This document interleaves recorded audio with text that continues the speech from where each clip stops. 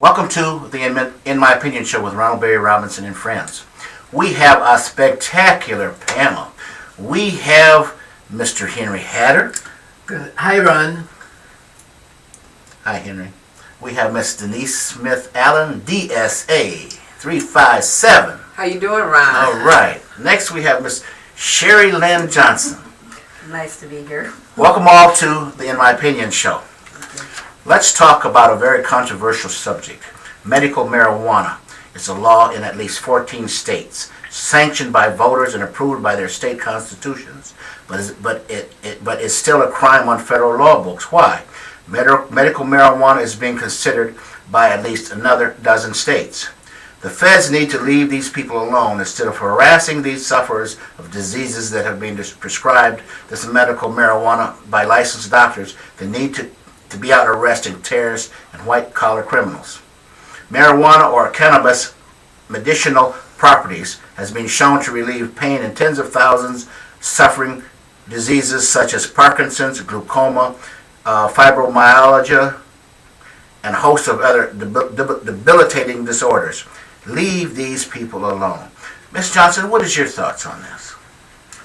I agree, as long as it's written by a physician and there's a documented condition where it's been proven to help ease the symptoms, why not? I don't see why the federal government has an issue with it if the states or the voters have approved it.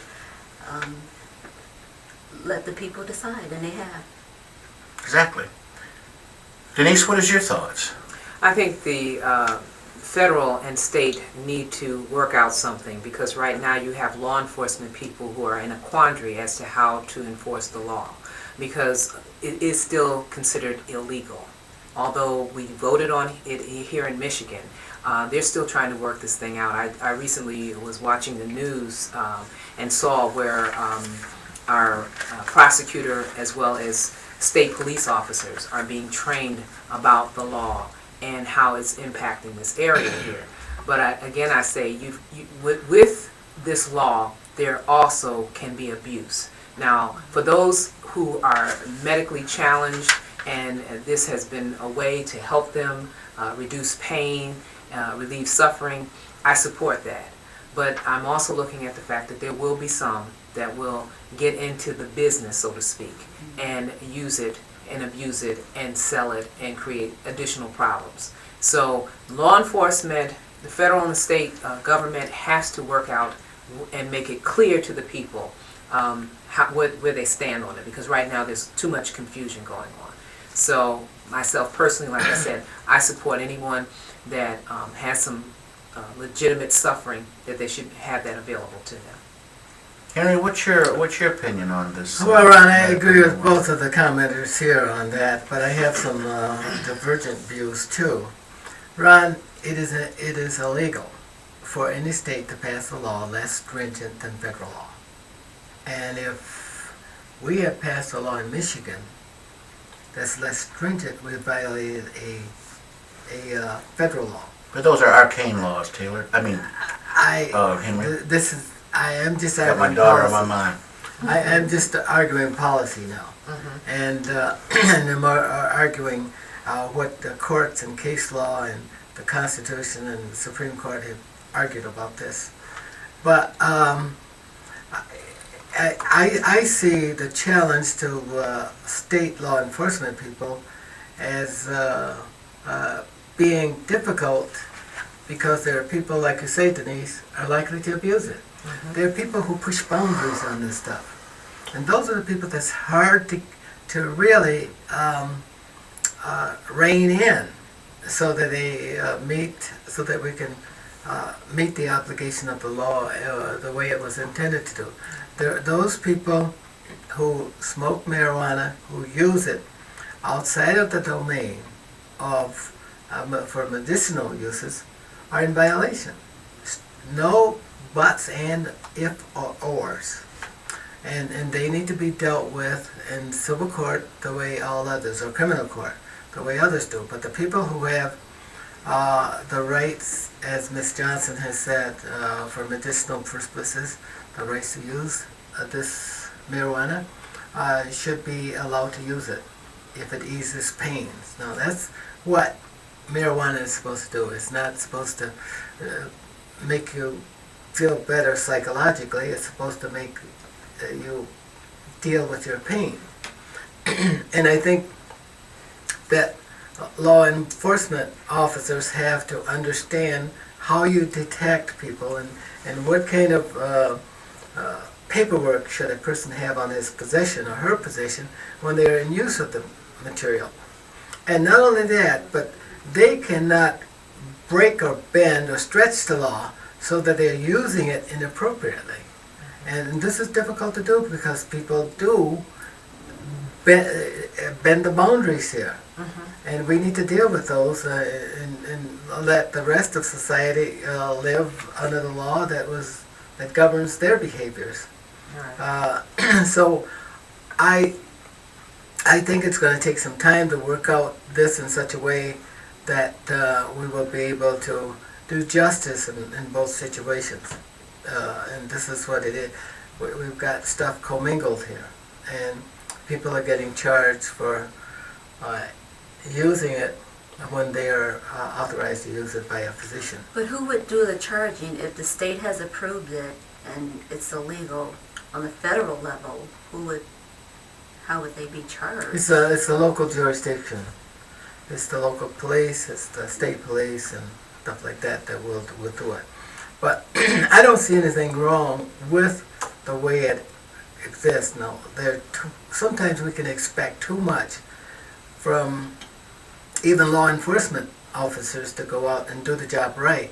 And when they are new to the process, there are so many circumstances that are difficult that they can't foresee that would be there. And they are likely to violate some rights. But, and hopefully this does not happen, and people are physically hurt or mentally hurt, or their families are hurt, or they incur a criminal record that they can't get rid of. And this is the challenge to law enforcement. Exactly. Yeah. Because again, referring back to that newsreel that I saw, it was showing people who were actually growing marijuana plants in their home. Wow. Okay. And again, they had law enforcement personnel and the prosecutor talking about how this thing is going to play out. Because people who have legalized use, if you will, they have a marijuana card saying that they are using this for medicinal purposes, and they're going to be growing it for medicinal purposes. So, I agree with Henry in terms of, the law, the state and the federal people need to get together and figure out how this is going to play itself out, because otherwise there are going to be people brought back into court, people who are on probation, parole, whatever, they're not supposed to be using anyway. However, they may in fact become ill and they may have to use it. So where does that put them? You know what I'm saying? So, this is, it's a big can of worms at this point, and they need to, work that out, because otherwise it's going to be a problem. Another concern, Ron, that I have is for people who work for school districts and who use medical marijuana. Now, on the school campus, no ifs and a buts. You cannot have marijuana on school campuses. And I've heard of a school district where, in Genesee County, where there's an individual that has some medicinal marijuana that is using it, or at least has it on his person. And kids should not be exposed to marijuana, even though they can purchase it and they can get it on their own. But we should not we should not at all allow these kids to be exposed to marijuana. So under any circumstances, and if you're driving a bus or operating a vehicle, you need to make sure that you don't operate a vehicle when you're under the influence of marijuana. Absolutely. Oh, absolutely, absolutely. Let's change gears here if we could. Right-wing extremist groups. Right-wing extremist groups are on the rise. According to the Southern Poverty Law Center in Montgomery, Alabama, who track hate groups in the United States and around the world, right-wing extremist groups and militias have escalated almost to 1,000 groups. Almost 100 new groups have established themselves since President Barack Obama was elected President of the United States of America. The nation has seen an escalation of violence recently, with an airplane being flown into an IRS building, lone gunmen shooting 2 security personnel at the Pentagon, soldiers shot and killed at Fort Hood, Texas, several law enforcement officers being shot to death by gunmen with ties to right-wing militias, unprecedented violence being witnessed in our cities against people of color, women, gays, lesbians, transgenders, and others. Who in the hell left the gate open to these anti-human, anti-government patriot groups, militias, and other extremist organizations and individuals that see the federal government as their enemies? To find out which hate groups are active in your area, simply type in Southern Poverty Law Center and hit the enter button on your computer. How do we as a nation embrace each other against hate, racism, bigotry, and violence? Simply praying is not enough. The government can't protect us. Denise, any ideas? Wow, that is an enormous problem that I don't think it's going to be answered by one way. One of the things that I see happening in our country, even though we've got an escalation of hate groups, I also see that there is more and more interracial dating. I see more and more biracial children. And some of that, the fallout, some of the families are not happy, but the reality is they're here and they're not going anywhere. As a matter of fact, like I said, I believe that they're going to increase. We have people that are elected officials all the way, in various jurisdictions, whether it's locally or on the federal level, state level, who, even if we don't ascribe to it, we have people who are involved with same-sex relationships. These are realities. The thing about it is, people are going to change, but the change is going to come about slowly. And then there are those, because of religious beliefs or whatever, they're entrenched in their belief system, and that may not happen until the next generation. But the bottom line is, a lot of things that happen starting at home. It's the values that have been taught by the parent or the person who's responsible for raising the children. So a lot of the behaviors, a lot of the attitudes start in the home. And the thing that I am constantly aware of is that once a child leaves the home and they get involved into the school settings and what have you, they're exposed to different things. And so it's a question of getting the child prepared, or that individual prepared, so when they get out into society that they're able to not necessarily like the situation, but be able to be tolerant. Here in Michigan, I know for sure that we have at least 50 militia groups, according to Southern Poverty Law Center. And those groups, there's some folks that are, operating out of ignorance. They want things to stay the same. And one thing we know about this world, we're always going to live in a world that's constantly changing. It's constantly evolving. Sometimes it's faster, sometimes it's slower, but one thing we can count on is change. Henry, what is your thoughts? Boy, what a great analysis. I don't know whether I can do anything to improve that, Denise, but I'm going to try anyway. Okay. But Ron, I would like to ask you to be cautious about right wing, left wing, because remember, those people come from the population at large. And those people they are no different than the population of which they spring. And when you segment people into one category or not, you let the great bulk of people get away with it. So I think that these racial groups that exist can be anywhere, under any circumstances, and be able to function normally as any group that's targeted as a racial group. And I'm like Denise. I don't see race as being really a great challenge to the American people right now. I think that we're growing in the right way and the right pace. I think that by 2040 or 2045, the American white voter will no longer be the arithmetic or political majority. If you assume them to be part of this component that has racial bias, it will be the Hispanics and the African Americans and all of the other groups. You think we have a fear issue here as far as Europeans? You know, because they're becoming, in the next few years, they will become the minority. That's why it seems like it's an upsurge in white militia. No, I really don't think that. I There's think black that, militia too, and extremists as well. but I think that if you got 5% of the population that fit in a group that you are talking about, those are the people that you see. Those are the people that we relate to the rest of the population, which is an unfair assessment of the population. The population is a lot different than special advocacy groups that believe in violence. The entire American people don't believe in the kind of bigotry and the racial violence that you have from the right wing. The racial groups components. I did mention right wing because you prompted me to say that, but those groups that are biased and bigotry.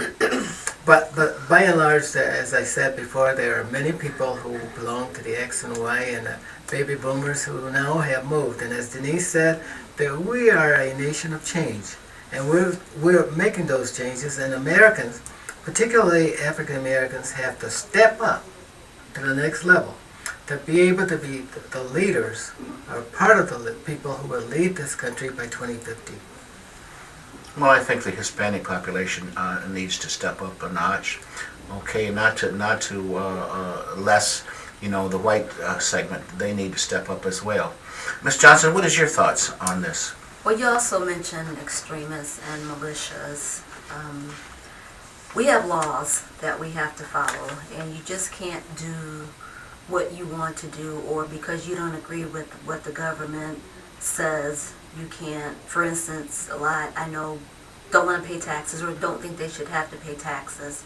Okay, I don't either, but I don't want the government coming after me for not paying taxes by garnishing my check or putting liens on anything that I own. Bottom line is we have laws. We have to follow them. That's just the way it is. You just can't do what you want to do or decide you don't want to do anything because you don't like being told what to do or because you just have issues with the government. You have to follow the laws. Sherry makes a really good point. I'm sorry to interrupt you, but you really make a good point because without law, you've got chaos. Right. So you have to have something, some parameters that people have to deal with. But the other thing about that is that we have an opportunity to make changes with the law if we're not happy with the law. But there's a process that's in place, and that process for a lot of people, they like to do a lot of talking. But when it comes down to going to legislators, going to meetings and doing different things to make those things happen, they're not really interested in doing that. Mm-hmm. So you find, you've got a lot of folks that, espouse, certain things. And it's probably a good thing that the process is the way it is, because you would maybe have those persons who have these fanatical beliefs and views to get involved and engage and try to push some legislation that would push us back 100 years. So it's good that we don't have those persons coming to the forefront, but at the same time, those of us who have been quote-unquote victimized, we have an opportunity to get involved. And if we don't do that, then shame on us. And Ron, my vision of the future is a lot more optimistic. And it's one that we get a chance to create the kind of America that we want.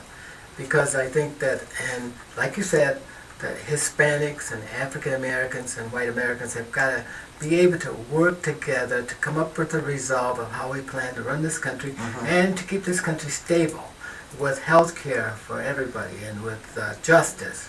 There you and go. Fairness and health stuff care like for that. everybody. But we got to see it through the same kind of eyesight.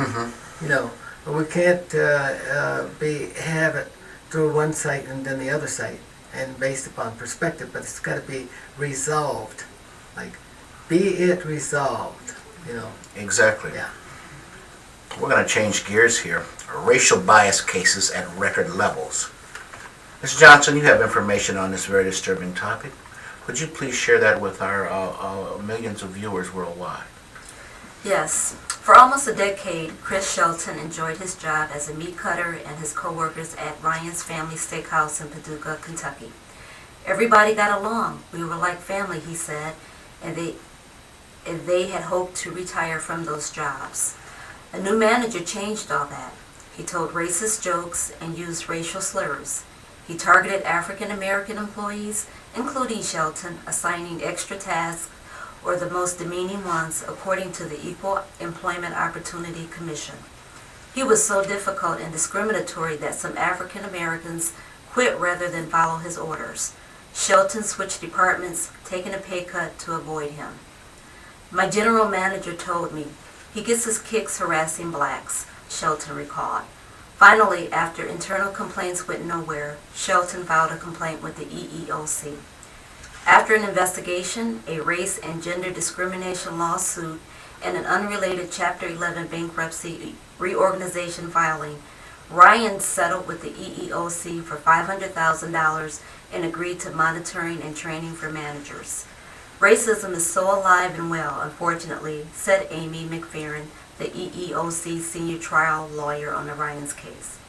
In fact, individuals filed 33,579 charges of racial discrimination and harassment with the EEOC in fiscal 2009, about the same as in the record-setting 2008.